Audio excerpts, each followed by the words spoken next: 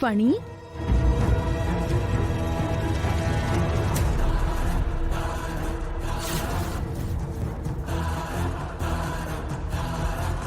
ఏంటో రోజు ఇవన్నీ?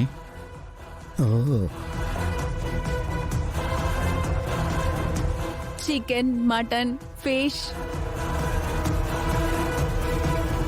దాని తర్వాత డిజర్ట్ లో ఐస్ క్రీమ్, దాని తర్వాత పాన్. చూడవే, మొగుణ్ణి చూసుకునే విధానం అంటే అది. భర్త బయట నుంచి రాగానే వాడికి ఇష్టమైనవన్నీ ఎలా ఏర్పాటు చేసిందో చూడు. చూసి నేర్చుకుని సావు. దాన్ని చూసి నేర్చుకోవాలి మరి.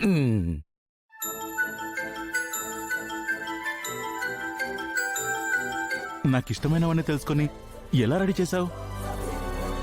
కుమ్మేస్తా చూడు. సిగ్గుందా నీకు?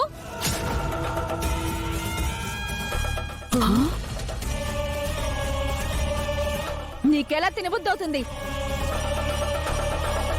అసలు నువ్వు మగాడివేనా? నీకు పౌరుషం రోషం ఏమి లేవా? ఊర్వశి! ఈ కోపం ఉక్రోషం నా మీద కాదు, ఆ బాల మీద చూపించుంటే ఇలా అయ్యేదా? ఆ షాక్ ట్రీట్మెంట్ గురించి తెలిసిన నువ్వు ఎక్కువ డోస్ ఇచ్చి బావగారి బుర్ర పోయేలా చేయాలి. అంతేకాని అటు ఇటు కాకుండా షాక్ ఇచ్చి ఇప్పుడు ఆయనకి బుర్ర వచ్చేలా చేశావు. ఇప్పటి వరకు ఆయనలో రాని మార్పు ఈ రోజు నీ వల్ల వచ్చింది. నువ్వు హాఫ్ మైండ్ తో చేసే పనుల వల్ల జరిగే పరిణామాలు ఎలా ఉన్నాయో చూడు.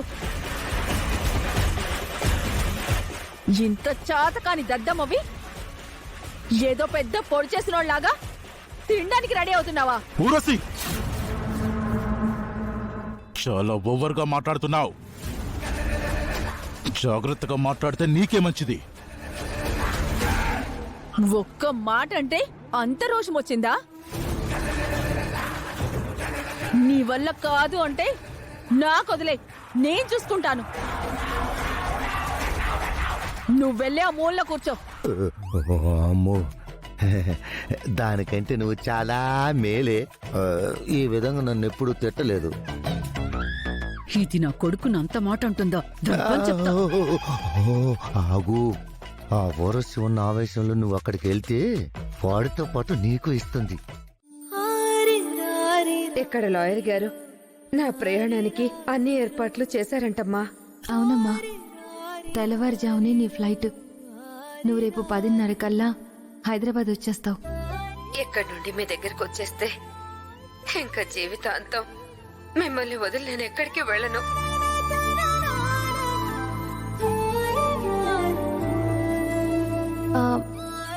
అమ్మ ఇక్కడే ఉండాలి లేదేంటి?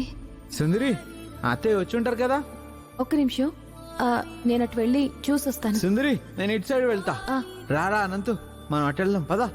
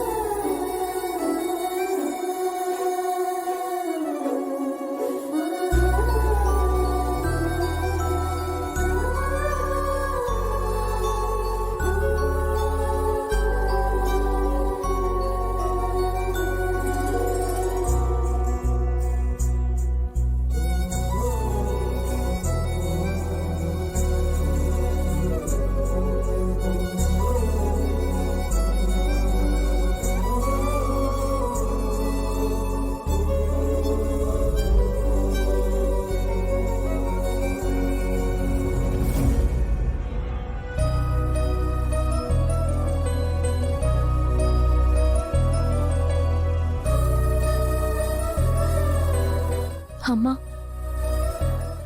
ఇంతకు ముందు నాకు ఏ కష్టం వచ్చినా బాధ వచ్చినా నీకు చెప్పుకుని నీ ఒడిలో తల పెట్టుకుని ఏడవాలనిపించేది.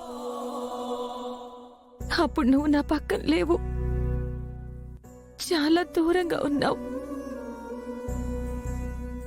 ఈరోజు నువ్విక్కడికి వచ్చావు, కానీ ఎక్కడున్నావు నీ జాడ తెలియట్లేదు. ఒక్కసారి నువ్వు కనపడితే నిన్ను హత్తుకుని మనసారా ఏడవాలనుంది. నా బాధలన్నీ పంచుకుని గుండె భారం తెంచుకోవాలనుంది. నా వేదన ఎవరికి చెప్పుకోను, గాయత్రికి చెప్పుకోవాలనుంది.